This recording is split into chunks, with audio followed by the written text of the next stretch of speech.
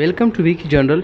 In this tutorial, we will show you how to create Instagram professional account. Before starting a video, if you are the new user on our channel, please subscribe to our channel. Let's go toward the video. There is no need to create a new account on Instagram. We will show you how to convert your personal account into professional. So go to your profile and then click on the three dot at the top. You see this? And then click on the setting and privacy. Scroll down and search for the account type. You see there's account types and tools. Click on it, and at the top you see the switch professional account. Switch to professional account. Click on it and then follow the next steps, or directly click on the continue or swipe this.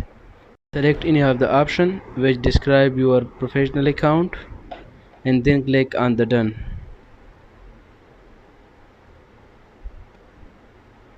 Wait for it. It takes up to 30 seconds, and then click on the display on profile. Once this is enabled, your professional account it will be shown on your profile. Then click on the next and OK. So these are the few steps. Follow these steps, your account will be converted into professional account. So these are the some options which you will to select and verify this. Otherwise you will not be allowed to use the professional account. So we will repeat this.